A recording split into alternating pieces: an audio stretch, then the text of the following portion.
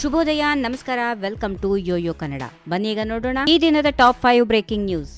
ಮುಂದಿನ 1000 ದಿನಗಳಲ್ಲಿ ಕರ್ನಾಟಕದ ಪ್ರತಿ ಮನೆಗೆ ಪೈಪ್ ನೀರು ಒದಗಿಸುವುದು, ಕರ್ನಾಟಕವನ್ನು ದಕ್ಷಿಣ ಏಷ್ಯಾದ ವಿದ್ಯುತ್ ವಾಹನ ರಾಜಧಾನಿಯಾಗಿ ಸ್ಥಾಪಿಸುವುದು ಮತ್ತು ಮಹಿಳೆಯರ ಸಂಪೂರ್ಣ ಡಿಜಿಟಲ್ ಮತ್ತು ಆರ್ಥಿಕ ಸೇರ್ಪಡೆಯನ್ನ ಸಾಧಿಸುವುದು ಉದ್ದೇಶವಾಗಿದೆ ಎಂದು ಮುಖ್ಯಮಂತ್ರಿ ಸಿದ್ದರಾಮಯ್ಯ ಹೇಳಿದ್ದಾರೆ. ರಾಜ್ಯವು ಪ್ರತಿ ಜಿಲ್ಲೆಯನ್ನ ಕೌಶಲ್ಯ ಕೇಂದ್ರವಾಗಿ ಪರಿವರ್ತಿಸುವುದು, ಸಾವಯವ ಕೃಷಿಯ ಅಡಿಯಲ್ಲಿರುವ ಪ್ರದೇಶವನ್ನ ದ್ವಿಗುಣಗೊಳಿಸುವುದು ಮತ್ತು ಕರ್ನಾಟಕವನ್ನ ಭಾರತದ ಅತ್ಯಂತ ಪರಿಣಾಮಕಾರಿ ಸೇವಾ ವಿತರಣಾ ರಾಜ್ಯವನ್ನಾಗಿ ಮಾಡುವುದು, ಹಾಗೆಯೇ ಸಾಮಾಜಿಕ ಸಮಾನತೆಗಾಗಿ ಸಕಾರಾತ್ಮಕ ತಾರತಮ್ಯವನ್ನ ಮುನ್ನಡೆಸುವುದು ಪ್ರತಿಯೊಬ್ಬರ ಧ್ವನಿ ಮತ್ತು ಗುರುತನ್ನ ಖಚಿತಪಡಿಸಿಕೊಳ್ಳುವ ಗುರಿಯನ್ನ ಹೊಂದಿದೆ ಎಂದು ಹೇಳಿದರು. ಪಹಲ್ಗಾಮ್ ಭಯೋತ್ಪಾದಕ ದಾಳಿ ಮತ್ತು ನಂತರದ ಆಪರೇಷನ್ ಸಿಂಧೂರ ಕುರಿತು ಕೆಲವು ಬಿಜೆಪಿ ನಾಯಕರು ವಿವಾದಾತ್ಮಕ ಹೇಳಿಕೆಗಳು ಇತ್ತೀಚಿನ ದಿನಗಳಲ್ಲಿ ಸುದ್ದಿಯಾಗಿವೆ. ಇದರಿಂದಾಗಿ ಪಕ್ಷವು ಮುಜುಗರಕ್ಕೆ ಈಡಾಗಿದೆ. ಹೀಗಾಗಿ ತಮ್ಮ ಪಕ್ಷದ ನಾಯಕರಿಗೆ ಪ್ರಧಾನಿ ನರೇಂದ್ರ ಮೋದಿ ಎಚ್ಚರಿಕೆ ನೀಡಿದ್ದಾರೆ. ದೆಹಲಿಯಲ್ಲಿ ತಮ್ಮ ಅಧ್ಯಕ್ಷತೆಯಲ್ಲಿ ನಡೆದ ಎನ್ಡಿಎ ಆಡಳಿತದಲ್ಲಿರುವ ರಾಜ್ಯಗಳ ಮುಖ್ಯಮಂತ್ರಿಗಳು ಮತ್ತು ಉಪಮುಖ್ಯಮಂತ್ರಿಗಳ ಸಭೆಯಲ್ಲಿ ಪ್ರಧಾನಿ ಮೋದಿ ನಾಯಕರು ಪ್ರತಿಯೊಂದು ವಿಷಯದ ಬಗ್ಗೆಯೂ ಮಾತಾಡುವುದನ್ನ ಮತ್ತು ಅನಗತ್ಯ ಹೇಳಿಕೆಗಳನ್ನು ನೀಡುವುದನ್ನು ತಪ್ಪಿಸಬೇಕು ಎಂದು ಸಲಹೆ ನೀಡಿದರು ಎಂದು ಮೂಲಗಳಿಂದ ತಿಳಿದುಬಂದಿದೆ.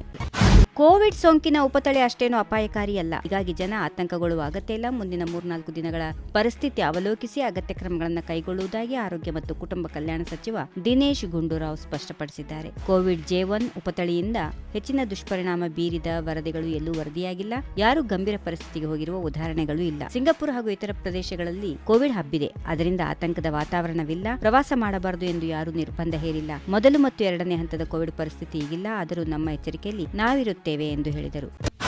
ಮೈಸೂರು ಸ್ಯಾಂಡಲ್ ಸೋಪ್ಗೆ ನಟಿ ತಮನ್ನಾ ಭಾಟಿಯಾ ರಾಯಭಾರಿಯಾಗಿ ಆಯ್ಕೆ ಸರಿಯಿಲ್ಲ. ನಮ್ಮ ರಾಜ್ಯದವರನ್ನೇ ಮಾಡಬೇಕು ಎಂದು ಸಾಕಷ್ಟು ಜನರ ಅಭಿಪ್ರಾಯ. ನನ್ನ ಅಭಿಪ್ರಾಯ ಕೂಡ ಅದೇ ಇದೆ ಎಂದು ದಾವಣಗೆರೆಯಲ್ಲಿ ವಸತಿ ಸಚಿವ ಜಮೀರ್ ಅಹಮದ್ ಬೇಸರ ವ್ಯಕ್ತಪಡಿಸಿದರು. ನಮ್ಮ ರಾಜ್ಯದಲ್ಲಿ ನಟಿಯರು ತುಂಬಾ ಜನರಿದ್ದಾರೆ. ಅವರನ್ನೇ ಆಯ್ಕೆ ಮಾಡಿದರೆ ಚೆನ್ನಾಗಿರುತ್ತಿತ್ತು. ಬೇರೆ ರಾಜ್ಯದಿಂದ ರಾಯಭಾರಿಯನ್ನ ಕರೆದುಕೊಂಡು ಬರಬಾರ್ದಿತ್ತು. ನಮ್ಮ ರಾಜ್ಯದವರನ್ನೇ ಮಾಡಿದ್ರೆ ಅನುಕೂಲ ಆಗುತ್ತಿತ್ತು ಎಂದರು.